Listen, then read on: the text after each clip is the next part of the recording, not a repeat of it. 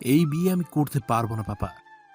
কবুল না বলেই বিয়ের আসর ছেড়ে উঠে দাঁড়ালো আবির।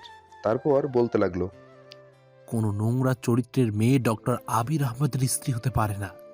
একটা চরিত্রহীনা মেয়েকে আমার ঘাড়ে চাপিয়ে দিতে চেয়েছিলে? বাহ! আমার বাবার এত টাকা পয়সা দেখে বুঝি লোভ সামলাতে পারেনি, তাই তো নিজের চরিত্রহীনা মেয়েকে আমার ঘাড়ে চাপাতে চেয়েছিলেন। কবুল বলার ঠিক আগ মুহূর্তে এরকম একটা কথায় স্তব্ধ হয়ে গেছে পুরো বিয়ে বাড়ি। বরের চারপাশ ঘিরে দাঁড়িয়েছিল বেশ কয়েকজন মুরব্বীরা। তাদের সামনে এভাবে বলায় একজন অপরজনের মুখ চাওয়াচাওয়ি করতে লাগলো। নুরুল ইসলাম উঠে এলেন নিজ জায়গা থেকে। আবিরও ততক্ষণে উঠে দাঁড়িয়েছে। নুরুল ইসলাম এসে আবিরের মুখোমুখি দাঁড়ালেন। এই মুহূর্তে নুরুল ইসলামের মেজাজও চটে আছে। তবে তিনি আর মেজাজ যথেষ্ট ঠান্ডা রাখার প্রয়াস চালাচ্ছেন, কারণ তিনি কনে পক্ষ। এই মুহূর্তে তার কড়া মেজাজ ঠিক মানায় না। শান্ত স্বরেই জানতে চাইলেন, আবির বাবা, কি হয়েছে তোমার? একটু আগেও তো সব ঠিকঠাক ছিল, তাহলে এখন বিয়ে কেন করবে না তুমি? সমস্যা আমার নয় আঙ্কেল, সমস্যা আপনার মেয়ের। কি করেছে আমার মেয়ে? কি করেনি সেটা বলেন। আপনার মেয়ে যে আগে একটা নাগর জুটিয়েছিল, সেটা আগে কেন বলেননি? সেই নাগরের সাথে তো বেড অবধি চলে গেছে। ছি ছি আঙ্কেল, আপনার লজ্জা করলো না এরকম একটা নীচ কাজ করতে? নুরুল ইসলাম এতক্ষণ সহ্য করলেও এবার আর মেজাজ ধরে রাখতে পারলেন না। কষে চড় বসিয়ে দিলেন আবিরের গালে। চড়টা এতটাই জোরে ছিল যে আবির কান মনে হলো ঝিমঝিম করে উঠছে। আবির গালে হাত রেখেই চোখ লাল করে নুরুল ইসলামের দিকে তাকাই। নুরুল ইসলামও কম নয়। তিনি রেগে আবার কলার ধরতে যান আবিরের। পাশে থাকা তার ছোট শ্যালক তাকে ধরে থামাই। দাদা, শান্ত হন আপনি। আগে দেখেন কি হয়েছে। আরে, কি শান্ত হব? ওই ছোট লোকটা তো শান্তভাবে কথাই বলছে না। আবির তার ফোন বের করে নুরুল ইসলামের সামনে ধরে। সেখানে দুটো ছেলেমেয়ের অন্তরঙ্গ মুহূর্তের ছবি জ্বলজ্বল করছে। ছেলেটার শুধু পেছন থেকে চুলের একাংশ দেখা যাচ্ছে। এক সাইডে চুলগুলো বেশ লম্বা করে কাটা, সেটাই দেখা যাচ্ছে। আর তরুর চেহারা স্পষ্ট, আর কিছু বোঝা যাচ্ছে না, সমস্তটা ব্লার করা। তবুও যে কেউ দেখলে বুঝতে পারবে এটা কিসের হতে পারে। নুরুল ইসলামের মাথায় মনে হয় আগুন ধরে যায়। তিনি ফোনটা নিয়ে খুব জোরে একটা আছাড় মারে। তার চোখগুলো লাল হয়ে গেছে, মনে হচ্ছে চোখ থেকে ধোঁয়া বেরোচ্ছে। তখন আরো জ্বালানোর জন্য আবির কথা ছড়ে, আঙ্কেল, আমার ফোনের ওপর তেজ দেখে কি লাভ? পারলে আপনি আপনার মেয়েকে শাসন করুন। আপনার আরো আগেই শাসন করা উচিত ছিল। একটা নষ্ট মেয়ে আমার ঘাড়ে চাপাতে চেয়েছিলেন। ভাগ্য ভালো বিয়েটা হয়নি। নুরুল ইসলাম আবিরের কথায় কর্ণপাত না করে তিনি দৌড়ে গিয়ে ছুটে ফেলে দেয় ফোনটা, হাতে তুলে নেয়। তিনি দেখেন একটা নাম্বার থেকে হোয়াটসঅ্যাপে ছবিগুলো সেন্ড করা হয়েছে। তিনি সাথে সাথে তার ফোনে নাম্বারটা তুলে নেন। কিন্তু তার আশায় এক বালতি পানি ঢেলে দিয়ে ওপাশ থেকে একটা মেয়ের মিষ্টি কণ্ঠস্বর ভেসে আসে। রাগে মাথায় ফেটে যায় নুরুল ইসলামের। তিনি রাগে হিতাহিত জ্ঞান হারিয়ে ফেলেন।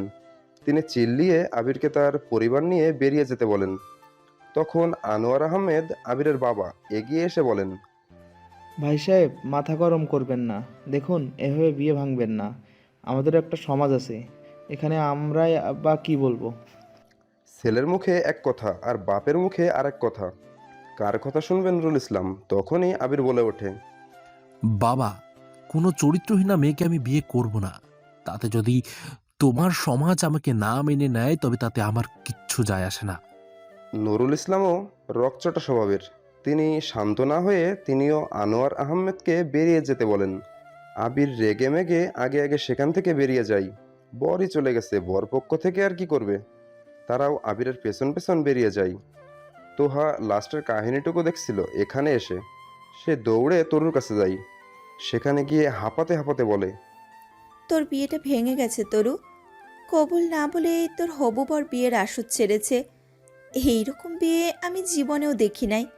তোর সাথেই কেন এমন হলো? তোহার কথা শুনে বুকটা ধক করে উঠল তরুর।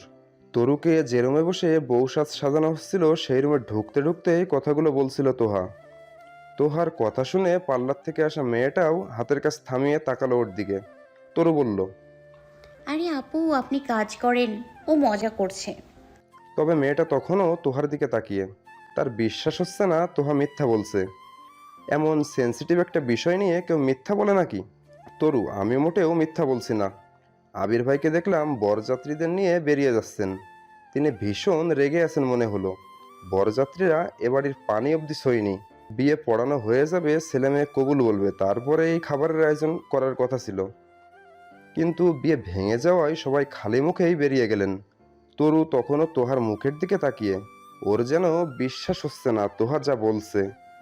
এর মধ্যেই বাহিরে শোরগোল শোনা গেল, বিয়েটা ভেঙে গেছে। বউ সাজানো দেখতে রুমের মধ্যে অনেকটা ভিড় জমিয়েছিল, সবাই ছুটে বেরিয়ে গেল বাহিরে কি হয়েছে দেখার জন্য। এতক্ষণ মানুষের জন্য ঠিকঠাকভাবে সাজানোও যাচ্ছিল না, এখন রুম একদম ফাঁকা। আসলে মানুষ এমনই, যেখানেই মশলা মাখানো কোনো নিউজ পাওয়া যাবে সেখানেই তারা হাজির। গ্রামের মানুষ তো এই বিষয়টা খুব ফাস্ট। গ্রামের মানুষদের মাঝে একে অপরের সাথে যোগাযোগটা খুব বেশিই। তো এক বিয়ে বাড়িতে যদি কোনো কিছু নিয়ে ঝামেলা হয় বা কোনো ঝগড়া হয়, আশেপাশের বাড়ি থেকে লোক এসে জমায়েতে হয় তা দেখার জন্য। পার্লারের মহিলারা ইতিমধ্যে তরুর থেকে সরে দাঁড়িয়েছে। ব্লাউজ আর পেটিকোট পরানো অবস্থায় শরীরের উপর একটা তোয়ালে জড়িয়ে সাজতে বসছিল তরু। শাড়িটা কোনো মতে গায়ে জড়িয়ে খাট থেকে নেমে আসে তরু। এসে তোহার সামনে দাঁড়াই, জিজ্ঞাসা করে, এখানে কি হয়েছে তোহা, একটু পরিষ্কার করে বলতো। আমি ওখানে ছিলাম না, বরের সামনে দেওয়ার জন্য ডিশ সাজাচ্ছিলাম আমি আর তোর কিছু কাজিনসরা মিলে। তখন নন্নাহার আন্টি সেখানে হাঁপাতে হাঁপাতে আসলো। আমি জিজ্ঞেস করলাম, আন্টি কি হয়েছে? আন্টি বললেন তোর কাছে যেন আমি এসে বসি। তাকে দেখে ভীষণ চিন্তিত লাগছিল, তাই আমি বিয়ের ওখানে গেলাম। দেখি আবির ভাই হন হন করে বেরিয়ে যাচ্ছেন, আর বরযাত্রীরাও তার পেছন পেছন যাচ্ছে। খাট থেকে নেমে দাঁড়ায় তরু। ধীর পায়ে হেঁটে জানালার কাছে গিয়ে দাঁড়াই, বাহিরে কি হচ্ছে তা দেখার জন্য। তরু জানালার কাছে গিয়ে দেখলো বরযাত্রীদের গাড়ি বেরিয়ে যাচ্ছে। জানালার পাশে থাকা ড্রেসিং টেবিলের দিকে একবার তাকায় তরু। মুখের মেকআপ প্রায় কমপ্লিট হয়ে গিয়েছিল। কিছুক্ষণ বাদে লাল টুকটুকে বউ সাজার স্বপ্ন নিয়ে বসেছিল, তা কয়েক মুহূর্তের মাঝে কাছের মতো ভেঙে কয়েক টুকরো হয়ে গেল। ভেতর থেকে তাচ্ছিল্যের হাসি বেরিয়ে আসে তরুর। তরুর নজর যায় আশেপাশে কয়েক জায়গায় মানুষ জটলা পাকিয়ে আড্ডা জমিয়েছে। তাদের আলোচনার মূল টপিক এখন তরু। নানানজন নানান কথা বলছে, কেউ কেউ তাকে খারাপ মন্তব্যও ছুটছে। বিয়ের জন্য নিজ বাড়ির উঠানেই বিয়ের আয়োজন করা হয়েছিল। তরুর রুমের জানালা দিয়ে বিয়ে বাড়ির পুরো আয়োজন দেখা যায়। সেই জানালা থেকেই তরু সব শুনছে।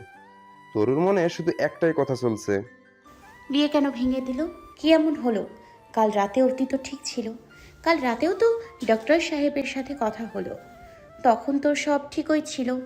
কই, তখন তো এরকম কোনো কিছুর আভাস পাওয়া যায়নি। এরকম চরিত্রহীনা মেয়ে হলে বিয়ে তো ভাঙবেই। এরকম মেয়েকে কে ঘরে তুলবে? কেউ জেনে শুনে কোনো নষ্টা মেয়েকে কেন ঘরে তুলবে? বরপক্ষ ঠিক কাজই করেছে। মানুষের এমন জঘন্য কথা শুনে কান ঝাঁঝা করে ওঠে তরুর। ওর জানতেই হবে সবাই কোন বিষয় নিয়ে এত খারাপ মন্তব্য ছুড়ছে। তরু ঠিক করেও নিজের বাহিরে যাবে কি হচ্ছে তা দেখতে। ভারী শাড়িটা জড়ানো থেকে খুলে ভালোভাবে গায়ে জড়াই। কুচির দিকটা দু হাতে তুলে হাঁটা বাহিরে যাওয়ার জন্য। তোহা হাত টেনে ধরে, কি হয়েছে, সমস্যা কি তোর? তুই এভাবে বাইরে যাস না, ভালো দেখাবে না বিষয়টা। বাইরে যাই হয়ে যাক না কেন, তুই যাস না। তোহার কথা না শুনে তরু ঝাড়া মেরে ওর হাত ছাড়িয়ে দেয়। পা বাড়ায় আবার বাইরে যাওয়ার উদ্দেশ্যে। তখনই একজোড়া শক্ত হাত তরুর হাত চেপে ধরল। তরু বলল, তো হাত ছাড় বলছি। আ- আ- আমি ধরিনি। তরু মুখ ঘুরিয়ে হাত ধরে থাকা ব্যক্তির দিকে তাকাই। চোখ লাল করে তাকিয়ে আছে তহমিনা বেগম। তহমিনা বেগমের চোখ লাল করে মেয়ের দিকে তাকাই। দমে যায় তরু, শান্ত স্বরে জানতে চাই, বাইরে কি হয়েছে মা? কি আবার হবে? তুই নিজের সর্বনাশের সাথে সাথে আমাদেরও মান সম্মান শেষ করে দিলি। কি বলছো আম্মু তুমি? আমি এমন কিছুই করিনি যাতে তোমাদের মান সম্মান নষ্ট হয়। তাহলে এখানে কি নিজের চোখে যা দেখেছে তা কি মিথ্যে? সব সময় সব দেখা সত্যি হয় না, কখনো কখনো তার আড়ালেও গোপন সত্যি থাকে যা আমরা চোখে দেখতে পাই না। ওখানে কি হয়েছে তা আমি জানি না, তবে যেহেতু সবাই আমার চরিত্র নিয়ে কথা তুলছে সেহেতু আমি জানতে চাচ্ছি ওখানে কি ঘটেছে। কিছুক্ষণ আগে ঘটে যাওয়া ঘটনা সবটাই খুলে বলে তহমিনা বেগম। সব শুনে তরু যেন থ মেরে গেছে।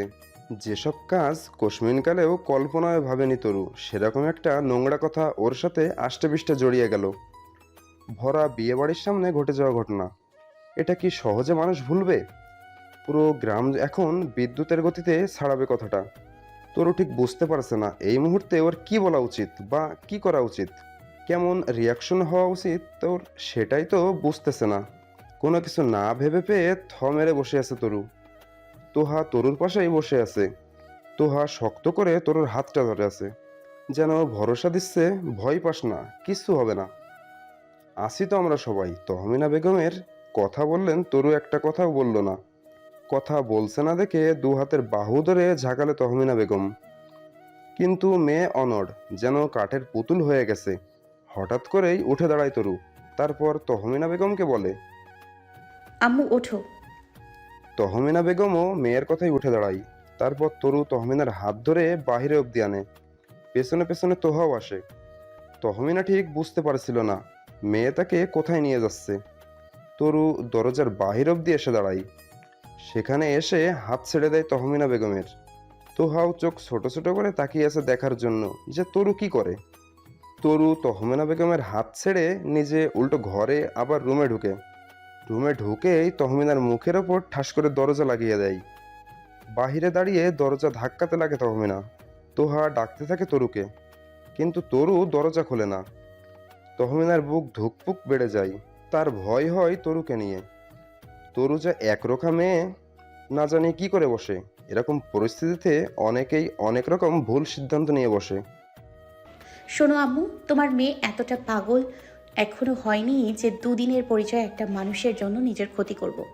মানুষ এই পৃথিবীতে একবারই আসে, সৃষ্টিকর্তার দান করা এত সুন্দর জীবন নষ্ট করে ফেলা কি এতই খারাপ লাগছে? আর প্রচণ্ড হেডেক হচ্ছে, এখন একটা শাওয়ার নেওয়া ইম্পর্ট্যান্ট। প্লিজ ততটুকু সময় অন্তত দরজায় নক করে করে মাথার পেইনটা আরও বাড়িয়ে দিও না। বাইরে যে গেস্টরা আছে তারা যেন কেউ না খেয়ে যায় না, সেটা দেখো। বাবাকে সেদিকে খেয়াল রাখতে বলো। আর তিনি যেহেতু এত বড় বড় কেস সলভ করতে পারে, নিশ্চয়ই তার মেয়ের কেসটাও তিনি সলভ করবেন। তুমি টেনশন করো না, বাবার ওপর আমার বিশ্বাস আছে। এতটুকু মেয়ের এমন স্ট্রং মেন্টালিটি দেখে অবাক না হয়ে পারেন না তহমিনা বেগম। যেখানে তিনি বিষয়টা সহজভাবে ভাবতে পারছেন না তার মেয়ের কি হবে, সেই চিন্তায় বুক ফেটে কান্না আসছে। অথচ তার মেয়ে কি শক্ত, সে বলে কিনা তার কেস তার বাবা সলভ করবে। অবশ্য শক্ত টাকাটা খারাপ কিছু না, যদি অন্যায় নাই করে তবে কেন ভয় পাবে। তহমিনা বেগমও প্রথম সবটা দেখে খুব রেগে গিয়েছিল। তিনিও ভেবেছিলেন হয়তো সবটা সত্যি, কিন্তু মেয়েকে দেখার পর এখন তার আফসোস হচ্ছে। তার মনে হচ্ছে এখন এডিটিংয়ের যুগে এসে এসব এডিট তো কোনো ব্যাপারই না, তাহলে সে তার মেয়েটাকে কিভাবে ভুল বুঝে বসলো। তহমিনা ধর্মের প্রতি প্রচণ্ড শ্রদ্ধাশীল। তিনি তার মেয়েকেও মোটামুটি ভালো খারাপ সম্পর্কে শিখিয়েছেন। হালাল হারাম পাপ পুণ্য যতটুকু তার জানা সবটাই জানিয়েছেন। তিনি তো মেয়েকে শিখিয়েছেন বিয়ে না করে পরপুরুষের সাথে মেলামেশা করা হারাম, এর জন্য পরকালে রয়েছে ভয়ানক শাস্তি। তার মেয়ে তো তার কথা শুনে চলে, তাহলে এমন ভুল তো তরুর করার কথা নয়। হয়তো তার মেয়ে ঠিক বলছে যে সে কোনো অন্যায় করেনি। এখন মেয়েটার মাথা ব্যথা করছে, তাই আর ওকে না ঘাটিয়ে একটু একা থাকতে দিলেন তহমিনা বেগম। তিনি চলে গেলেন নুরুল ইসলাম যেখানে দাঁড়ানো আছে সেখানে। নুরুল ইসলাম বিয়ে বাড়িতে আসা বিভিন্ন গেস্টদের সাথে কথা বলেছেন। এক একজন এক এক কথা বলেই চলেছে, তাদের নানাভাবে বুঝ দিচ্ছেন তিনি। তখনই তহমিনা বেগম সেখানে আসলেন। এসে নুরুল ইসলামের পাশে দাঁড়ালেন। কিছু না বলে মাথা নিচু করে দাঁড়িয়েছিলেন। নুরুল ইসলাম জিজ্ঞেস করলেন, এতক্ষণ কোথায় ছিলে? তরুর কাছে। তা কি বলল তোমার মেয়ে? আমার যা মনে হলো ও এসব কিছু করেনি। এখন আপনাকেই খুঁজে বের করতে হবে কে এই ছেলে, আর তার উদ্দেশ্যই বাকি। পরে দেখতেছি, বাসার গেস্ট কমে যাক। হুম তোমার মেয়েকে দেখো আবার। হুম সময় কারো জন্য অপেক্ষা করে না। দুপুর গড়িয়ে বিকেল হয়ে গেছে। ঘড়ির কাঁটাটা গিয়ে তখন 5টার ঘর সুই সুই। মেহমান যা ছিল তার সবাই প্রায় চলে গিয়েছে। কাছের কিছু আত্মীয় স্বজন ছাড়া এখন বাসায় কেউ নেই। মানুষের এত এত তিক্ত কথা শুনেও এই মুহূর্তে সবাইকে চুপ থাকতে হয়েছে। মূল সত্যিটা এখনো সবার অজানা। আগে জানতে হবে কে এই ছেলে, তাদের কাছেই বা কি চাই। কই তরু তো কখনো বলেনি ও কাউকে ভালোবাসে। তরুর সম্মতি নিয়েই তো বিয়ের কথা এগিয়েছে। তাহলে এই ছেলেকে, তরু যদি ওকে পছন্দ করতো তাহলে আগে বলতে পারতো, তাহলে সমস্যা হয়তো এতদূর গড়াইতো না। তারামন বিবির বাড়ির উঠানোর এক কর্নারে বড় চৌকি পাতানো আছে। তরুর দাদা বেঁচে থাকতেই এটা বানিয়েছিলেন। উপরে টিন দিয়ে চাল দেওয়া, নিচে চারিদিকে খোলা। মাফসলে কারেন্ট অনেক ঝামেলা করে থাকে, নিয়ে গেলেও আবার দিতে দিতে ঘন্টাখানিক লাগিয়ে দেয়। এই ঘন্টাখানিক সময় গরম মানুষকে অতিষ্ঠ করে তোলে। তাই গরমের হাত থেকে রেহাই পেতে গ্রামের মানুষ প্রাকৃতিক বাতাসের সহায়তা নেয়। প্রাকৃতিক বাতাস উপভোগ করার জন্যই তরুর দাদাই আয়োজন করেছেন। বাড়ির ছাদে একা একা তার ভালো লাগতো না। এখানে বসলে প্রায় কারো না কারোর সাথে দেখা হয়ে যেত। তারা এসে আড্ডা জমাতো। তারামন বিবি এখানে সেই রেজোয়ার ধরে রেখেছেন। গরমের সময় পানের ঝুড়ি নিয়ে এখানে বসেন তিনি। বিকেল হলে পাড়া প্রতিবেশীরা এসে ভিড় জমায় সেখানে। কারেন্ট নিয়ে গেছে বেশ কিছু সময় হলো, এখনও দেওয়ার নামই নেই। গরমে হাঁপিয়ে উঠছে সবাই। তাই এই মুহূর্তে তারামন বিবির সেই পানের আসরে এসেই বসলো সবাই। এই মুহূর্তে সেখানে উপস্থিত আছে নুরুল ইসলাম, তহমিনা বেগম, তরুর দাদিজান তারামল বিবি, তরুর ফুপু নুন্নাহার আর ফুফা ফায়েদ সাইদি, তরুর ছোট মামা আর মামি। সবাই সেখানে বসেছিল। কোথা থেকে কথা শুরু করতে বুঝতে পারছিল না। তখন তারামন বিবি বলে উঠল, নুরু, তোমাকে আমি অনেক আগেই কইছিলাম তোমার বউ মাইয়া তুমি তোমার কাছে নিয়ে রাহো। শুনলা না আমার কথাটা শুনলে আজ এমন হইবার পারতো না। আমি নিতে কইলে কও মা, আমার কয়দিন পর পর জায়গা চেঞ্জ করা লাগে, বিভিন্ন জায়গায় পোস্টিং হয়। এত এত স্কুল পাল্লাইয়া মাইয়াটা মানাইয়া লইতে পারবো না। এখন হইল তো আমার কথা শুনলে কি আজ এমন দিন দেহন লাগতো? শাশুড়ির কথার মাঝেই তহমিনা বলে ওঠে, মা, আপনি ভুল বুঝতেছেন। তোর সাথে কথা বলেছি আমি, ও এমন কিছু করেনি। ওকে সবসময় আমি দিয়ে আসতাম, আমি নিয়ে আসতাম। ও তো কোনোদিন কার সাথে দেখাই করে নাই। তাইলে এই পিক আইলো কই দিয়া কও আমারে। তোমাকে জ্বালায় আমি দুইটা কথাও কইবার পারি না। এখন হুনো, সবাই এই জায়গায় আসো, আমি একখান কথা কই। তরু আর এই গ্রামে থাকবার পারবো না। এইখানে আমার একটা মান সম্মান আছে, যা নষ্ট হওয়ার তো হইছেই। এখন ও এইখানে থাকলে নানানজন নানান কথা কইব, সেইটা শুনবার পারুম না। হ্যাঁ দাদা ভাই, কাকিমা একদম ঠিক কথাই বলছে। আপনার মাইয়া আমাগো গ্রামে থাকলে আশেপাশে আমাগো যে সন্তানেরা আছে ওরাও নষ্ট হইয়া যাইবে। কথায় আছে না, সঙ্গদোষে লোহা ভাসে। আমাগো মাইয়া তো আপনার মাইয়ার লগে খেলবার আসে, আপনার মেয়েকে অনুসরণ করে। আপনার মেয়ের দেখা দেখে আরও খারাপ হইয়া যাইব। পাশের বাসা নূপুরের আম্মা এ বাসায় ঢুকতে ঢুকতে এসব কথাগুলো বললেন।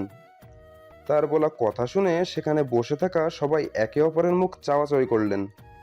তহমিনা বেগমও অবাক হলেন। এই নূপুরের মায়ের সাথে তার বেশ সখ্যতা রয়েছে, অথচ দেখো বিপদের সময় পাশে না দাঁড়িয়ে ঠিক পাল্টি নিলনি। আসলে এই বিপদেই প্রকৃত বন্ধু চেনা যায়। তারামন বিবি আবার বললেন, দেখ নুরু, আমি তোকে আগেই কইছিলাম বাইরের মানুষ আঙুল তোলার আগে আমি বলছি, কথাটা হুনস নাই তুই? মা, কয়েকদিন পরেই চট্টগ্রাম থেকে ঢাকায় পোস্টিং হবে আমার। এখন ওকে তো একা একা ঢাকায় রাখতে পারবো না। আবার চট্টগ্রামে এখন ভর্তি করলে কয়েকদিন পরেই বা ও কোথায় থাকবে বলো? এই সমস্যার জন্যই তো ওদের এখানে রেখেছিলাম। তখন তরুর বড় ফুপি নুন্নাহার নুরুল ইসলামকে বললেন, তুই কিছু মনে না করলে একটা কথা বলতাম। হ্যাঁ আপা, বলো। যদি তোর আপত্তি না থাকে তবে তরুকে আমাদের বাসায় রাখতে পারিস। আমাদের বাসার থেকে কাছেই তো প্রাইভেট ইউনিভার্সিটি রয়েছে। ওর এইচএসসি এর রেজাল্ট বের হলেই এখানেই না হয় অ্যাডমিট করিয়ে দিব। তারপর তুই যখন ঢাকায় চলে আসবি তখন না হয় তোর সাথেই থাকবে। নূরনাহারের কথা শুনে নুরুল ইসলাম চোখ ছোট ছোট করে কতক্ষণ তার বোনের দিকে তাকিয়ে রইলেন। তার বোন প্রথমে বুঝতে না পেরে ভাইকে জিজ্ঞাসা করে, কি হলো, এভাবে তাকিয়ে আছিস কেন? আপা, তুই কি তোর ছেলে তুরাগের কথা ভুলে গেছিস? ওরকম বেয়াদব ছেলে যেখানে থাকে সেখানে আমার মেয়েকে থাকতে দিব কোন ভরসায়? তোমার ছেলেটা যা বানিয়েছো, কারো একটা কথা শুনে সে ছেলে। এখানে যে তায়েফ তুরাগের বাবা, ও বসা আছে সেটা খেয়াল ছিল না নুরুল ইসলামের। সে যতই রাগী হোক বা তুরাগকে পছন্দ না করুক, তা কখনোই তায়েফের সামনে বলে না। বড় বোনজামাই হিসেবে তায়েফকে যথেষ্ট সম্মান করে নুরুল ইসলাম। ভাইয়ের কথা শুনে নূরনাহার মাথা নিচু করে ফেলেছেন। তার ভাই আসলে ভুল বলেনি, তিনি সত্যিই তার ছেলেটাকে মানুষ করতে পারেনি।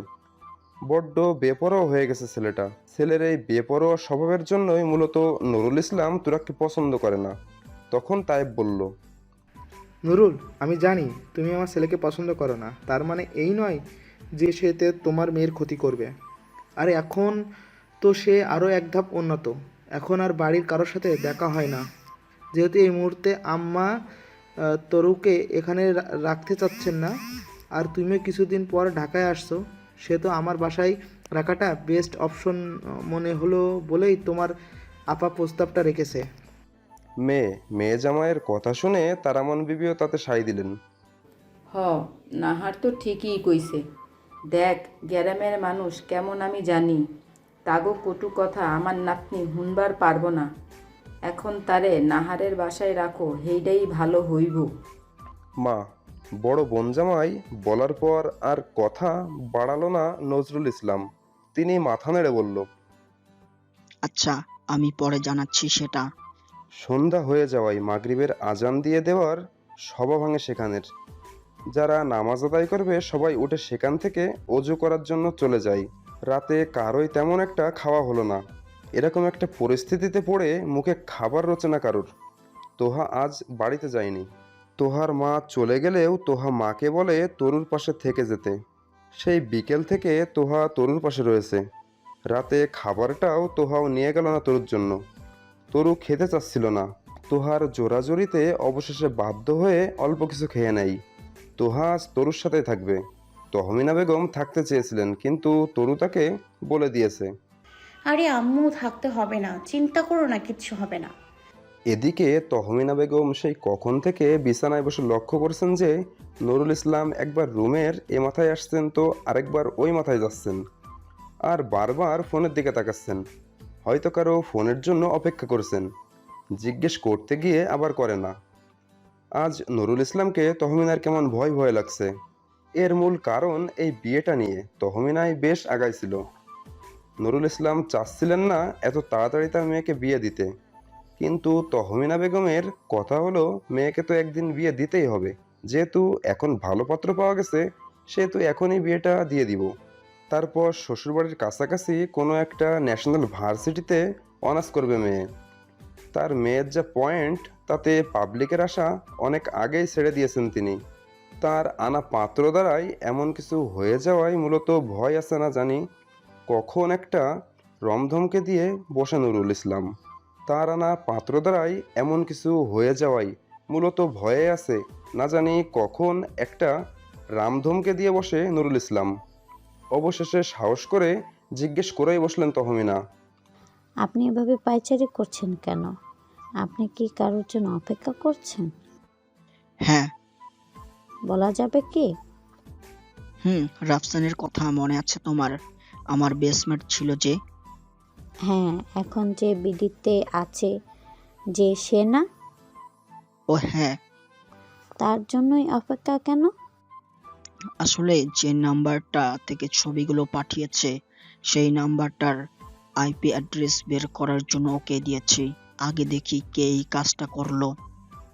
তহমিনা চোখ বড় বড় করে তাকায় স্বামীর দিকে। সেই নাম্বার তো আবিরের ফোনে ছিল, তাহলে সেটা তরুর বাবা কোথায় পেল? আচ্ছা, আপনি সেই নাম্বারটা কোথায় পেলেন?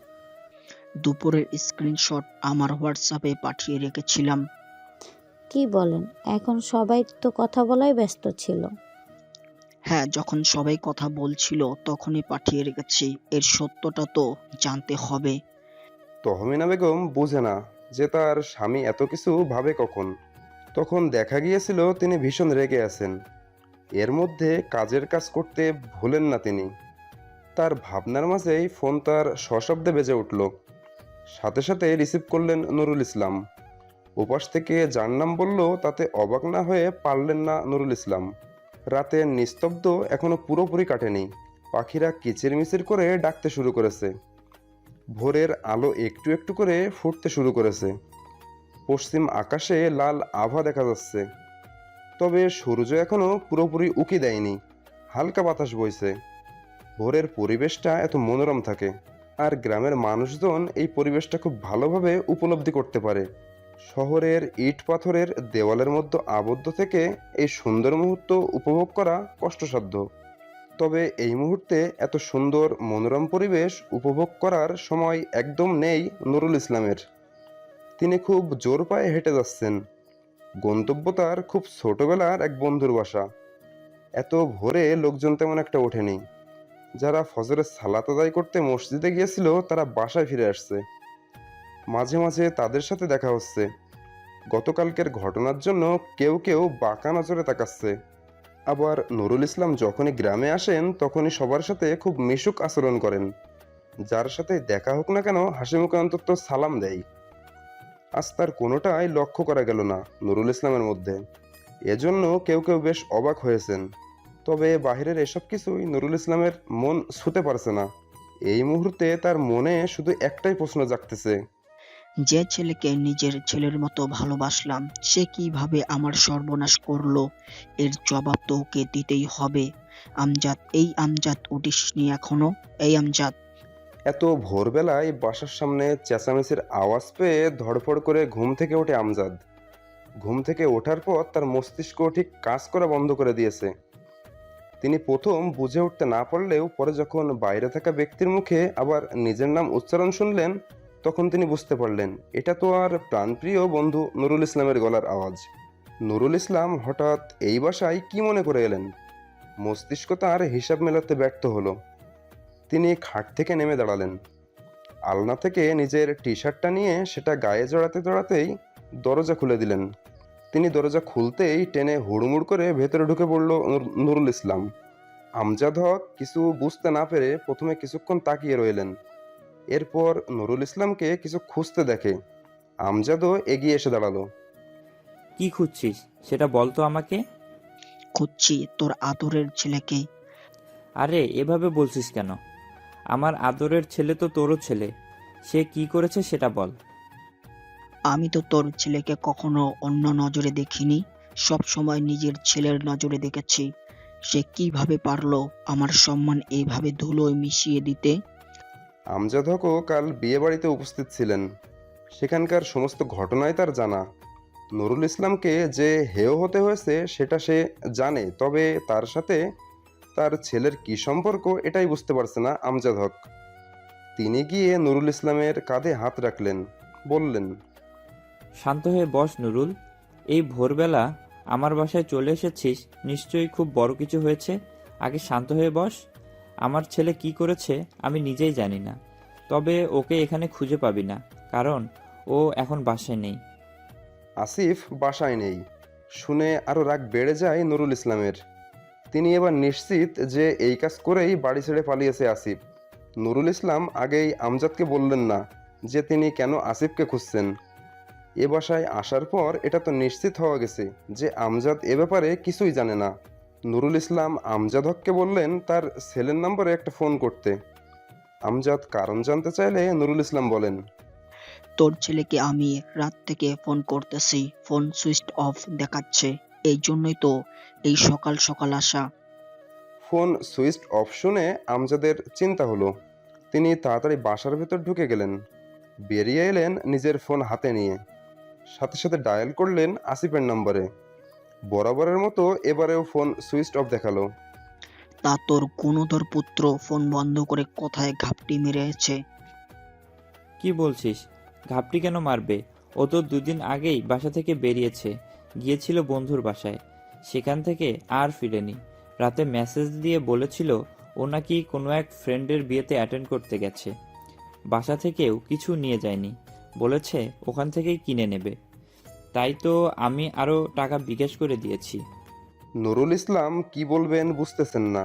এখন আসিফের বাবাকে আসিফের কথা বলা ঠিক হবে কিনা সেটাও বুঝতেছেন না।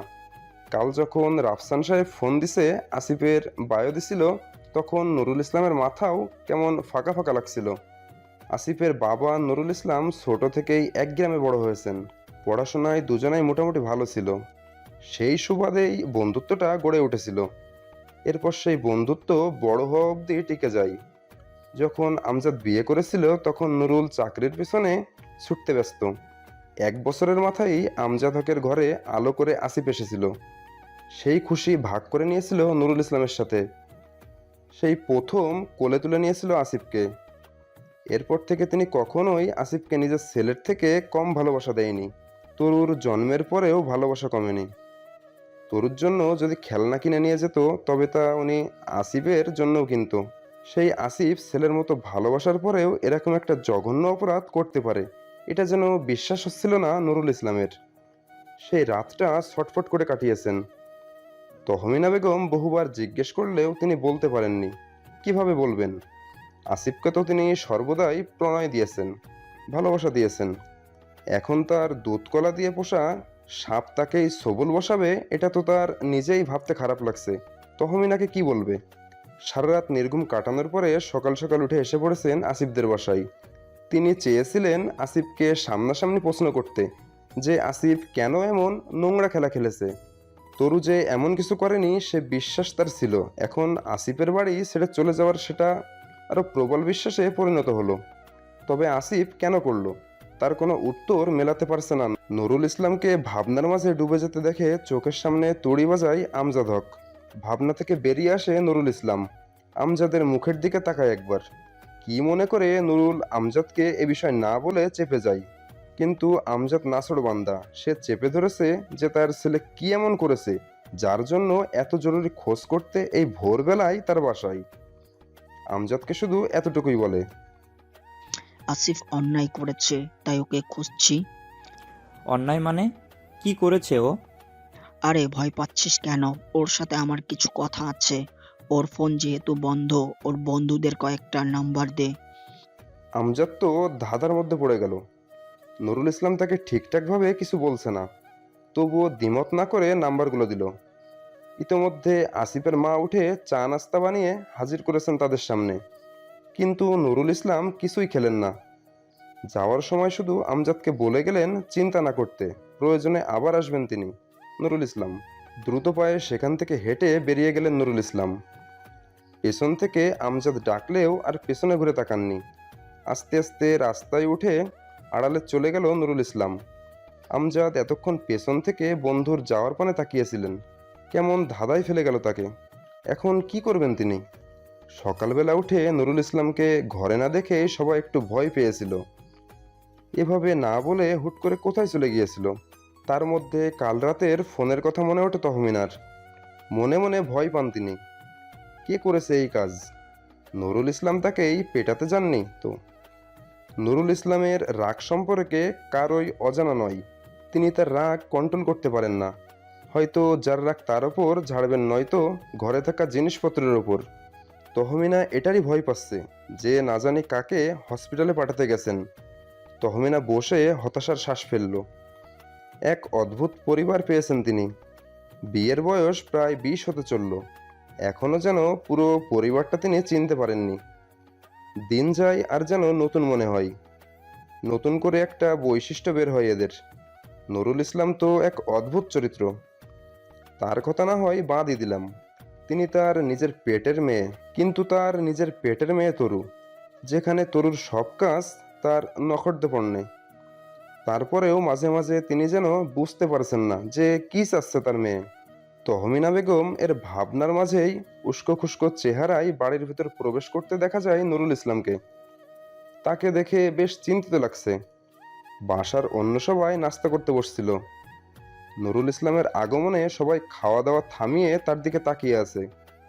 নুরুল ইসলাম একবার সেদিক তাকিয়ে এক নজরে সবাইকে দেখে নেয়। তিনি ডাইনিংয়ে না গিয়ে সোজা নিজের রুমের উদ্দেশ্যে হাঁটা দেন। যেতে যেতে তহমিনা বেগমকে ডেকে বলে যান এক কাপ কফি দিতে। তহমিনা নুরনাহারকে বলেন, আপা এখানে দেখেন তো কার কি লাগে, আমি কফিটা দিয়ে আসি। নুরনাহার মাথা নেড়ে বোঝায় যে ঠিক আছে, তিনি সব সামলাবেন, তুমি যাও।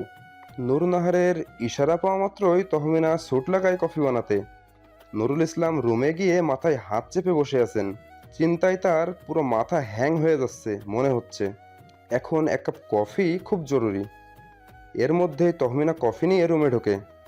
তহমিনা বেগমকে দেখে তিনি তহমিনা বেগমকে পাশে বসতে বললেন। স্বামীর কথা মতো কাল বিলম্ব না করে পাশ ঘেঁষে বসলেন তিনি। ধীর কণ্ঠে শুধালেন, কিছু বলবেন? শোন, আমি একটা সিদ্ধান্ত নিয়েছি। কি সিদ্ধান্ত? তরুকে আপার সাথে পাঠাবো ভাবছি। ভেবে বলছেন? আপা তো আর তরুর অযত্ন করবেন না। ওকে কি কখনো ভাতিজির মতো দেখেছে? তা তো আমিও জানি, তবে তরু তো কখনো আমাদের ছেড়ে থাকেনি, তাই বললাম। দেখো তহমিনা, কাল যা ঘটলো এর পিছনে বড় কোনো কারণ আছে আমার মনে হচ্ছে। আমার ছোট মেয়েটার সাথে কারো শত্রুতা থাকতে পারে না। আমার মন বারবার বলছে আমার কোনো প্রতিপক্ষ পিছন থেকে ছুরি মারতে এই প্ল্যান করেছে। কি বলেন আপনি এগুলা? আপনার শত্রু মানে? আর আপনার এটাই বা কেন মনে হলো? আছে, সময় হোক, আমি তখন তোমাকে বলবো। তহমিনা আর কথা বাড়ায় না। তার স্বামী একবার যখন বলেছে এখন বলবে না, তাহলে কোনোভাবেই আর বলবে না এখন। তহমিনা কিছুক্ষণ বসে উঠে যায় সেখান থেকে। নুরুল ইসলাম আর কিছু বলেননি। তিনিও গভীর চিন্তায় মগ্ন। তহমিনা বেরিয়ে গেলে তিনি উঠে গিয়ে দরজা চাপিয়ে আসেন। তারপর বসেন ফোনটা নিয়ে। তারপর তিনি প্রথমেই ফোন দেন আসিফের সিলেটে থাকা সেই বন্ধুকে, যার বিয়ের কথা বাড়িতে জানিয়েছেন আসিফ। প্রথমবার ফোন তুলতে না পারলেও দ্বিতীয়বার রিং হওয়ার সাথে সাথে আসিফের সিলেটি বন্ধু তামিম ফোন রিসিভ করে। প্রথমে নুরুল বলেন যে তিনি আসিফের চাচ্চু। নুরুল ইসলামকে চিনতে তামিমের সমস্যা হয় না। আসিফদের বাসায় নুরুল ইসলামকে দেখেছিল তামিম। তামিম সালাম দিয়ে কুশল বিনিময় করে। নুরুল ইসলাম কণ্ঠ নরম করে মজার ছলেই বলেন, কি বেটা, বিয়ে করছো শুধু বন্ধুকে দাওয়াত দিলা, আমাদেরও একটু দিতে। সেই সুযোগে আমরাও না হয় একটু সিলেট ঘুরে আসতাম। নুরুল ইসলামের কথা শুনে হেসে দেয় তামিম। হাসতে হাসতে বলে, কি যে বলেন আঙ্কেল, আমি আর বিয়ে? দিল্লি বহুত দূর, একটা চাকরি পেলাম না, মেয়ে দিবে কে আমাকে? তবে বিয়ে করলে আপনাকে নিশ্চয়ই দাওয়াত দিব আঙ্কেল। এভাবেই কথা শেষ হয় তামিমের সাথে। কল কেটে নুরুল ইসলাম ভাবে তার মানে আসিফ বিয়ের বিষয়টা মিথ্যা বলেছে। এরপর একে একে আসিফ এর সব বন্ধুকে কল করে নুরুল ইসলাম, কিন্তু আসিফ কোথাও নেই। এদিকে আসিফকে কোনোভাবেই ট্র্যাক করা যাচ্ছে না। নুরুল ইসলামের মুখে চিন্তার ছাপ পড়ে গেল। তার কেন যেন মনে হয় শুধু আসিফ না, এর পেছনে অন্য কোনো কারণ রয়েছে। সকাল থেকে মন খারাপ করে বসে আছে তরু। ওর মা এসে যখন বলল, নিজের কাপড় গুছিয়ে নাও, নিজের প্রয়োজনীয় সব কিছু নিয়ে নাও, তোমার বাবা তোমাকে তোমার ফুপ্পির সাথে তার বাসায় যেতে বলেছে। আপাতত তার কাছে থেকেই ভার্সিটি অ্যাডমিশন হবে। এরপর তোমার বাবা ঢাকায় চলে আসলে তখন না হয় আমিও সেখানে যাব, তারপর না হয় তুমি আমাদের কাছে চলে এসো।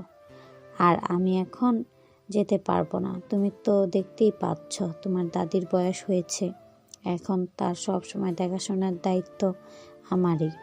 আমি তো তাকে ফেলে এখন যেতে পারবো না, আর সেটা ভালো দেখায় না। তহমিনা বেগম বলে যাওয়ার পর থেকেই মন খারাপ হয়ে আছে তরুর। এই গতকাল এমন একটা সিচুয়েশন গেল, আজকে আবার মাকে ছেড়ে দূরে যেতে হবে। তরুর ফুপি তরুকে ভালোবাসে না এমনটা নয়, বরং তরুর ফুপি ফুপা উভয় তরুকে খুব ভালোবাসে। তবে ওই যে মাকে ছেড়ে কখনো দূরে থাকা হয়নি, এজন্যই মূলত মন খারাপ। প্রথমে একটু আমতা আমতা করছিল তরু যে সে তার মাকে ছেড়ে কোথাও যাবে না, তবে জোর গলায় সে কথাটা বলার সাহস হয়নি তরুর। শুধু তহমিনা হলে না হয় তার সাথে জোর দিয়ে কথাটা বলতে পারত তরু, তবে এটা যেহেতু নুরুল ইসলামের আদেশ তাই আর কথা বাড়ানোর সাহস হয় না তরুর। বাবাকে সে যথেষ্ট ভয় পায়। নুরুল ইসলাম মেয়েকে তেমন কখনোই বকেননি, তবুও কেমন যেন ভয় লাগে তাকে। তার এই রকচটা স্বভাবের জন্যই মূলত তাকে ভয় পান। তার উপর তরু ছোটবেলা থেকেই বাবাকে কাছে পায়নি। চাকরির সুবাদে তিনি একসময় এক এক জায়গায় রয়েছেন। মেয়েকে তার যথেষ্ট সময় দেওয়া হয়নি। আর এ কারণেই মূলত বাবা মেয়ের কিছুটা দূরত্বের সৃষ্টি হয়েছে। যদিও বাবা মেয়ের মধ্যে ভালোবাসার কমতি নেই, তবুও কেমন একটা অদৃশ্য দেওয়াল রয়ে গেছে। তরু কখনো কিছু আবদার করলেও নুরুলের কাছে নয়, বরং তহমিনাকেই জানাই। বাবার কাছে তেমন একটা আবদারও করে না। ছোট থেকে যেসব বাচ্চারা বাবাকে কাছে পায়, বাবার আঙুলে আঙুল রেখে হাঁটতে শেখে, জীবনের প্রতিটা ক্ষেত্রে বাবাকে পাশে পাই, প্রতিদিনকার ঘটে যাওয়া ঘটনার ঝুড়ি নিয়ে বাবার সাথে বসতে পারে, সেসব বাবা মেয়েদের মধ্যে যেমন বন্ধুত্বপূর্ণ সম্পর্ক গড়ে ওঠে, সেরকমটা মূলত দূরে থেকে বড় হওয়া বাচ্চাদের মধ্যে একটু কম দেখা যায়। যদিও প্রযুক্তির সুবাদে এখন প্রতিনিয়ত কথা বলা সম্ভব, তবুও প্রত্যক্ষ দেখা আর শুধু কথা বলার মাঝে তফাৎ বহু।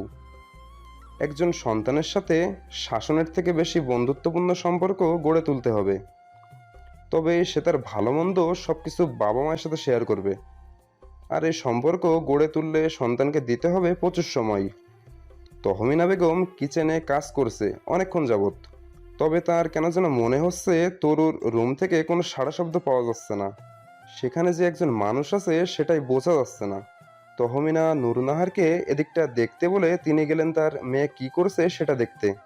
তহমিনা বেগম এসে দেখলেন তিনি যখন যেখানে বসে দেখে গিয়েছিলেন এখনো সেখানেই বসা, এক চুলও নড়েনি তার মেয়ে। তহমিনা বেগমের মেজাজ চটে যায়। মনে মনে ঠিক করেন মেয়েকে দু চার কথা শোনাবেন এখন। এক পা ভেতরে নিয়েও আবার পিছিয়ে আনেন। তার মন যেন তাকে বাধা দিচ্ছে, বকা দেওয়ার জন্য। তরু চলে যাওয়ার ঢে তরুর একার খারাপ লাগছে এমনটা নয়, তহমিনা বেগমের বেশ খারাপ লাগছে। তবে তা তিনি মেয়ের সামনে প্রকাশ করতে চাচ্ছেন না। এক পা সামনে নিয়েও আবার পিছিয়ে এনেছেন। মেয়েকে বকা দেওয়ার জন্য যেসব কথা মনে মনে সাজিয়েছেন তা গলা অবধি এনে আবার গিলে নিলেন। তরুর সামনে না গিয়ে আবার কিচেনে ফিরে আসলেন। নূরনাহার তখন সবজি বসানোর জন্য কড়াইতে মশলা নাড়ছিলেন। তহমিনা বেগম এসে বললেন, আপা, আপনার ভাতিজি কত দূর গোছানো একটু দেখেন তো গিয়ে। গোছানো না হলে আপনি একটু ওর ব্যাগ প্যাক করতে সাহায্য করে দেন।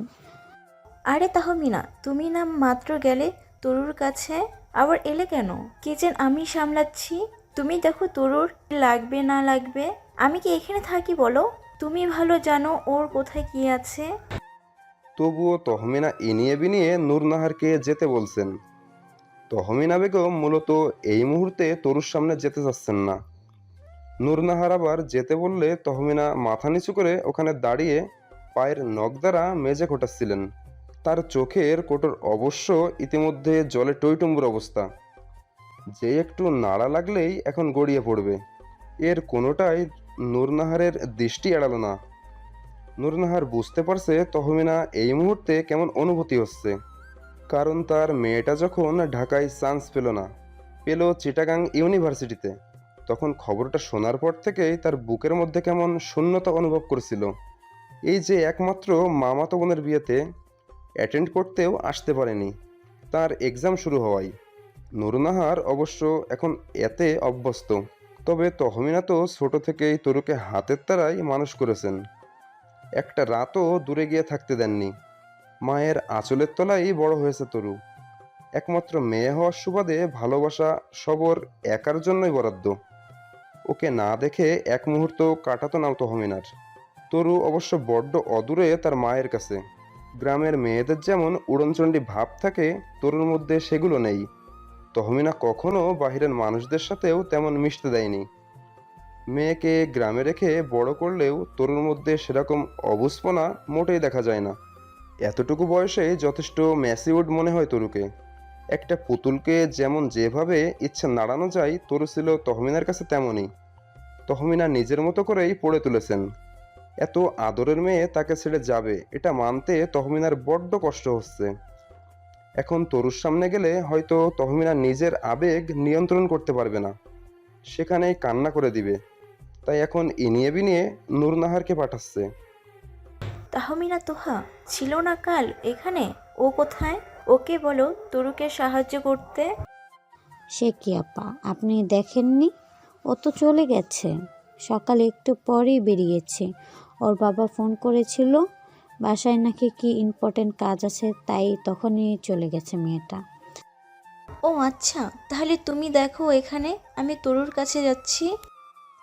নূরনাহার বেরিয়ে যেতে নিয়েও আবার ফিরে আসে। তহমিনা ততক্ষণে রান্নার হাত লাগিয়েছে। তাহমিনা তরু তোমার মেয়ে হলেও আমি ওকে মেয়ের মতোই ভালোবাসি। তোমার মেয়ে আমার কাছেই যাচ্ছে, ভালে ভাসিয়ে দিচ্ছি না যে এত কাঁদতে হবে। তুমি চাইলে তুমিও আমার সাথে চলো, তাহলে মায়ের জন্য না হয় একজন লোক রেখে দিব যে মায়ের দেখাশোনা করবে। নূরনাহার এক কথায় মুচকি হেসে দিয়ে আবার রান্নায় মনোযোগ দেয় তহমিনা, আর বলে, না পা কাঁদছে না, আপনি দেখেন তরু কি করে। নূরনাহার চলে গেলে মনে মনে হাসে তহমিনা। কথা যত সহজে বলা যায়, বাস্তবে কি তত সহজে সবটা সম্ভব হয়?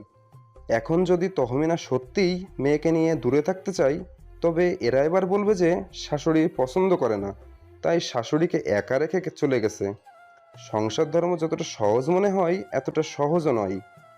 এগুলো একজন নারী বুঝতে পারে যে পদে পদে তাকে কত কিছু সামলাতে হয়। নূরনাহার এসে দেখে তরু কিছুই গোছায়নি। আরে তরু, এতক্ষণ কি করছিস রে মামুনি?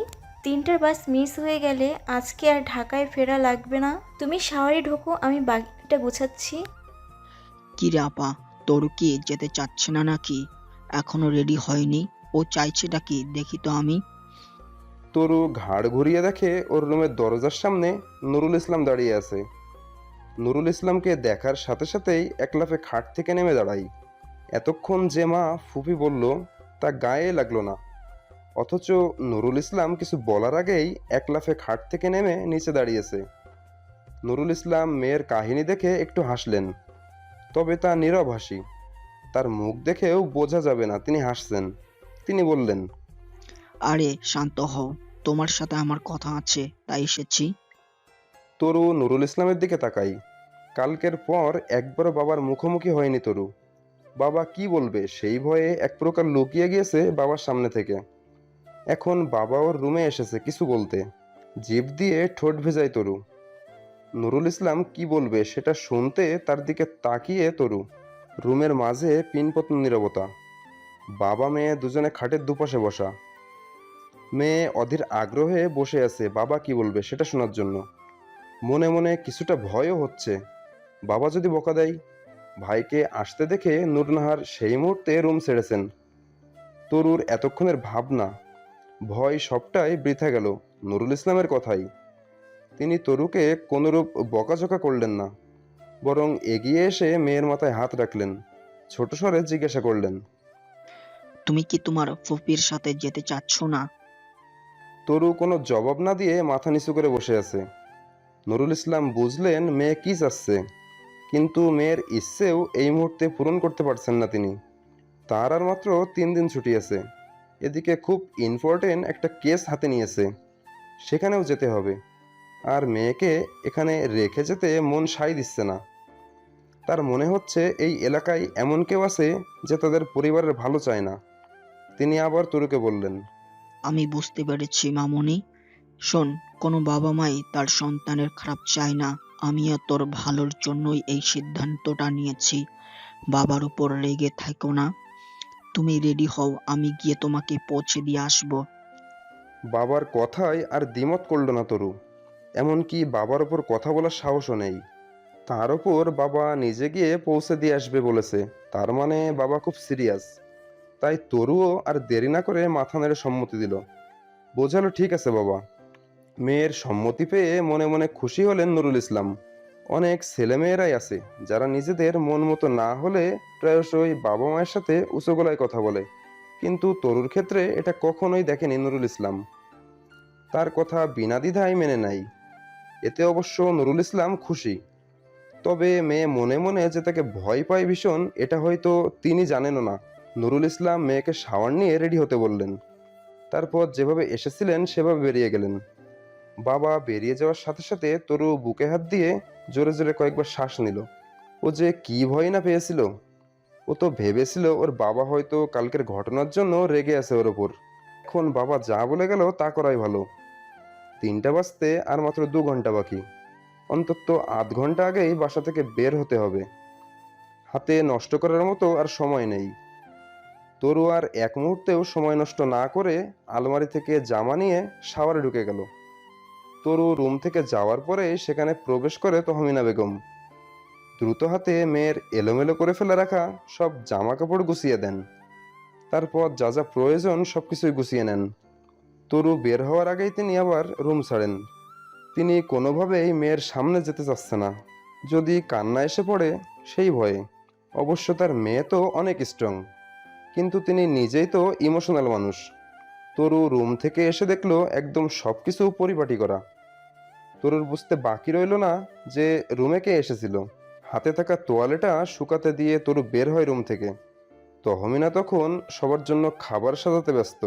তার রান্না ইতোমধ্যে শেষ, এখন পরিবেশনের জন্য গোছগাছ করছেন। নূরনাহার সেখানে নেই, তিনি আর জিনিসপত্র গোছগাছ করতে গিয়েছেন। তরু যে এসেছে তহমিনা তো দেখেনি, সে অন্যদিকে মুখ করে কাজে ব্যস্ত। তরু আস্তে আস্তে পেছনে গিয়ে মাকে জড়িয়ে ধরে। পেছনে কারো উপস্থিত টের পেয়ে হাত থেমে যায় তহমিনা বেগমের। যার থেকে দূরে থাকতে সামনে গেলেন না, সে এখন সামনে। তহমিনা নিজেকে সংযত রেখে বললেন, এখন কি করছো? যাও, চুল শুকিয়ে মুখে একটু ক্রিম দাও। এমনি তো যা দেখতে লাগছে না, এই অবস্থায় কি যাবে নাকি? আম্মু, তুমি পালাই পালাই করছো কেন? তোর পাগলি মেয়ে, পালাই পালাই করব কেন? আমি তো আমার কাজ করছি। বুঝি বুঝি। হয়েছে, আর পাকনামি করতে হবে না। শোন, ওখানে গিয়ে একদম ভালো মেয়ের মতন থাকবি। ফুপুকে একটুও জ্বালাতন করবে না। ফুপুর যেন কোনো কষ্ট না হয়, সেদিকে খেয়াল রাখবি। ফুপির ছোট মাকে নিয়ে যাচ্ছে। মা তার মেয়ের একদম কষ্ট হতে দেবে না, দেখো তুমি। মেয়ের কথা শুনে তহমিনা হেসে দেয়। অবশ্য মাকে হাসানোর জন্যই তরু এমনটা বলেছে। এরপর একে একে সবাই আসে সেখানে, একসাথে খেতে বসে সবাই। দেখতে দেখতে প্রায় 2:30 বেজে যায়। সবকিছু মোটামুটি গোছগাছ, সবাই মোটামুটি রেডিও। তখন লাঠি ভর করে আস্তে আস্তে সেখানে উপস্থিত হয় তারামন বিবি। তার নাতনি চলে যাচ্ছে বলে তারও কষ্ট হচ্ছে। তবে তিনি জানেন গ্রামের মানুষ কেমন। তারা তরুকে কথা শোনাতে একটা সুযোগও হাতছাড়া করবে না। এরকম বাজে কথা হয়তো তরু সহ্য করতে পারবে না। এজন্যই তো তিনি তার নাতনিকে দূরে রাখার পরামর্শ দিলেন। তিনি এসে নাতনির মাথায় হাত বুলিয়ে দিলেন, বললেন একদম ভালো মেয়ে হয়ে থাকার জন্য। নুরুল ইসলাম তার কথা রাখলেন, তিনি গিয়ে মেয়েকে পৌঁছে দিয়ে আসবেন। তবে তার থাকার সময় হবে না, তিনি রাতের বাসে আবারও ফিরে আসবে। অন্ধকার একটা ঘরের মধ্যে বসে আছে আসিফ। এই রুমে একটা দরজা ছাড়া আর কিছুই নেই, একটা কারেন্টের ভাল্বও নেই, শুধু একটা টেবিল ল্যাম্প আর উপরে ভন ভন করে ঘুরতে থাকা একটি পাখা। না আছে একটা খাট, ফ্লোরিং করা। আসিফের মনে হচ্ছে কোনো জেলখানায় বন্দি আছে সে। সেখানকার পরিবেশও বোধহয় এর থেকে ভালো। এখান থেকে বের হওয়ার কোনো রাস্তাই দেখতে পাচ্ছে না আসিফ। আসিফ মোটামুটি জানে ওকে এখানে কে আটকে রেখেছে। ওর কানে বারবার শুধু বাজছে সেই দিনের শোনা কথাগুলো। বিয়ের কিছু শপিং বাকি ছিল, শাড়ি শেরওয়ানি কেনা হয়নি। আবির চেয়েছিল তরুকে নিয়ে দুইজন পছন্দ করে এগুলো কিনবে। সেই কথা মতো তরুকে নিয়ে শপিংয়ে গিয়েছিল। শপিং করে ফেরার পরে আবির তরুকে পৌঁছে দিয়ে গিয়েছিল। তরু বারবার বলার পরেও আবির সেই দিন বাসায় আসেনি, তাই তরুকে একা একাই বাসায় চলে আসতে হয়েছিল। বাসায় আসার পর তহমিনা দেখতে চেয়েছিল যে কি কি আনলো। তহমিনা প্রথম ব্যাগটা খুলতেই দেখলো সেখানে আবিরের শেরওয়ানি রয়েছে। তহমিনার সাথে সাথে তরুকে ডাকে, তরু, এই তরু, তুই শেরওয়ানি নিয়ে চলে এসেছিস কেন? তোর কি আবার এগুলো পড়তে ইচ্ছে করছে নাকি? ধুর আম্মু, মজা করো না তো। ভুলবশত আবিরের শেরওয়ানি নিয়ে চলে এসেছি। সেটা তো বুঝতেই পেরেছি, কিন্তু এখন এটা দিয়ে আসতে আবার কে যাবে? এত দূরের পথ, কি ঝামেলা বাঁধিয়ে ফেললি বলতো? সেই মুহূর্তে আসিফ ওই বাড়িতে এসেছিল মূলত নুরুল ইসলামের কাছে। এসে এই অবস্থা দেখে আসিফ বলছিল, আন্টি চিন্তা করো না, তুমি এখনই আবির ভাইকে ফোন করে দেখো সে কোথায় আছে। হয়তো বেশি দূর যায়নি, তাকে রাস্তার মাথায় আসতে বলো, আমি অতটুকু গিয়ে পৌঁছে আসি। হ্যাঁ আসিফ, সেটাই একদম ঠিক বলেছেন।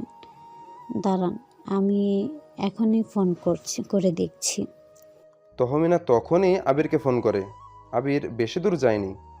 যখন শুনলো শেরওয়ানি রেখে গেছে, তখন আবার ব্যাক করতেই হলো, নয়তো আবার যাওয়া লাগবে শপিংয়ে। আবির গাড়ি ঘুরিয়ে আবার আসে সেই রাস্তার মাথা অবধি, যেখানে তরুকে নামিয়ে দিয়ে গিয়েছিল। তরুদের বাসা এখান থেকে কিছুটা ভেতরের দিকে, অত ভিতরে গাড়ি নিয়ে যাওয়া সম্ভব না, তাই এখানেই অপেক্ষা করতে লাগলো। এদিকে আসিফ তো হেঁটে হেঁটে আসছে, তার আসতে আসতে একটু দেরি হয়ে গেল। এর মধ্যে আবিরের ফোনে একটা ফোন আসে। ফোন বের করে দেখে আবিরের বাবা ফোন দিয়েছে। তিনি ওপাশ থেকে কিছু একটা বলতেই আবির এপাশ থেকে জবাব দিল। ও কাম অন বাবা, তুমি রিকোয়েস্ট করেছো বলেই আমি এতদূর এসেছি। এখনো অবধি ড্রামা চালিয়ে যাচ্ছি, কিন্তু ওই গ্রামের ক্ষেত মেয়েকে বিয়ে করা ইম্পসিবল। তুমি বলছো বলেই আমি বিয়ের আসর অবধি যাব। তার আগে যদি তুমি বিয়ে ভাঙতে না পারো তাহলে আমি উঠে চলে আসব। এই কথা শোনা মাত্রই আসিফের পায়ের নিচের মাটি সরে যাচ্ছিল। আবিরের যখন ফোন বাজছিল তখন আসিফ সেখানে এসেছিল, কিন্তু আবির ফোন রিসিভ করায় সে আবার ডাক দেয়নি আসিফকে। অপেক্ষা করছিল আবিরের কথা শেষ হওয়ার। আবির সামনের দিকে তাকিয়ে কথা বলার খেয়াল করেনি যে আসিফ এসে ওর পাশে দাঁড়িয়েছে। ওপাশ থেকে কি বলছে সেটা শুনতে পায়নি আসিফ, তবে আবিরের কথাগুলো স্পষ্ট কানে ঢুকছিল। তার মানে আবির আর আবিরের পুরো পরিবার মিলে নুরুল ইসলাম কাকাকে ঠকাচ্ছে। আবিরের রাগ হয়েছিল নুরুল ইসলামের ওপর যে তিনি তরুকে বিয়ে দেওয়ার আগে কেন পুরোপুরি খবর নিল না। অবশ্য তাকে দোষ দিয়েও লাভ নেই, এতদিন এদের করে আচরণে বোঝা যায়নি যে তারা কি চায়। তাদের নাটক এতটাই নিখুঁত ছিল। আসিফ মনে মনে ঠিক করে এই বিয়ে আর একটু সামনে আগাতে দিবে না, তার আগেই আটকাবে। আসিফ জানালায় ঠোকা দিয়ে ডাকে, আবির ভাই, আপনার শেরওয়ানি। আসিফের কণ্ঠ পেয়ে আবির তাড়াতাড়ি ফোন কান থেকে নামায়। এরপর নরম সুরে বলে, সরি ভাই, আপনাকে আবার আমার জন্য কষ্ট করতে হলো। তখন যদি দেখে নিতাম সব, তাহলে আর এই ভুলটা হতো না। ভুলটা করে ভালোই করেছেন আবির ভাই, নয়তো আমার বোনটার অনেক বড় লস হয়ে যেত। আজ এখান অবধি না আসলে তো জানতে পারতাম না যে আপনারা প্রতারক, ঠক। মুখে লাগাম দেন আসিফ ভাই। মনে রাখবেন, তরু আপনার আপন বোন না, আর দুদিন বাদে সে আমার স্ত্রী হবে। আপনি আপনার নাকটা আমাদের মাঝে না গলিয়ে ঠিক জায়গায় রাখেন। আমাদের মাঝে আসতে গেলে সেটা ভালো হবে না। তরু আমার আপন বোন না হলেও কম কিছু নয়, ওর ক্ষতি আমি হতে দেবো না। আমি এক্ষুনি নূর ইসলাম কাকাকে সব বলে দেবো। আসিফ আর কথা না বাড়িয়ে পেছন ঘুরে হাঁটা ধরে। 1 মিনিটও যায়নি তার আগেই মাথায় জোরে আঘাত লাগে আসিফের। কাঁপতে কাঁপতে পেছন ঘুরে দেখে আবির হাতে একটা মোটা লাঠি নিয়ে দাঁড়িয়ে আছে। লাঠিটায় বালু মাখা, হয়তো এখান থেকেই কুড়িয়ে নিয়েছে। আসিফ কিছু বলতে পারে না, এর আগেই জ্ঞান হারায়। আঘাতটা জোরেই ছিল। যখন জ্ঞান ফেরে তখন নিজেকে এক অন্ধকার কুঠুরিতে আবিষ্কার করে। তখন কটা বাজে তা জানা নেই আসিফের। এই রুমে একটা ঘড়িও নেই। জ্ঞান ফেরার পরে আস্তে আস্তে সব মনে পড়ে। নিজের ওপর নিজেরই রাগ হয়। ও শুনেছিল সেটা চুপচাপ নুরুল ইসলাম কাকাকে বললেই হতো। কেন যে বোকামি করে আবিরকে আবার বলতে গেছিলাম। তবে আসিফ এটা এখনো বুঝতে পারছে না আবির কেন এমন করলো। রাত 2টোর সময় বাড়ির ভিতর লাইট অন দেখে বেশ অবাক হলো তুরাগ। এরকমটা সচরাচর কোনোদিনই দেখা যায়নি। রাত করে বাড়ি ফিরে কোনোদিনই মেন ডোর খোলা পান না। ওর কাছে এক্সট্রা চাবি আছে, তা দিয়েই বাসায় ঢুকতে হয়। তবে এ বিষয়টা রিক্সি। মেইন ডোর দিয়ে ঢুকলে নূরনাহার কিভাবে যেন টের পেয়ে যায়। এত রাত করে বাসায় ফেরায় পরদিন সকালে ঠিক বকা শুনতে হয়। তাই এই পন্থা বাদ দিয়েছে অনেক আগেই। এখন সর্বদা বেলকনি টপকে নিজের রুমে প্রবেশ করতে হয় তুরাগকে। এটাই এখন যাতায়াতের একমাত্র পন্থা হিসেবে ব্যবহার করে তুরাগ। নিজের বাসায় নিজেকে এখন চোরের মতো প্রবেশ করতে হয়। মায়ের বকা তাও শুনতে পারত, কিন্তু বাবার ব্যবসায় বসা নিষেধ। বিয়ে করা নিয়ে জ্ঞান জ্ঞান শুনতে কান পচে গেছে, তাই এখন আর মায়ের সামনে পড়ে না তুরাগ। তার ওপর এখন আবার মাঝে মাঝে ড্রিঙ্ক করে বাসায় ফেরে, যেটার জন্য ওর মা অনেক কষ্ট পায়। মাকেও কষ্ট দিতে মন চায় না, তার উপর নিজের কষ্টগুলো ধামাচাপা দিতে এর থেকে ভালো পন্থা জানা নেই। তাই পরিবারের সবার থেকে বাড়িয়ে নিয়েছে দূরত্ব। আজ কি এমন স্পেশাল ঘটলো যে এত রাত অবধি ড্রয়িং রুমের লাইট অন? তার উপর মেইন ডোরও খোলা রয়েছে। মনে হচ্ছে ওর মা বাবা তো মামুর বাড়িতে গিয়েছিল সেই পিচ্চিটার বিয়েতে।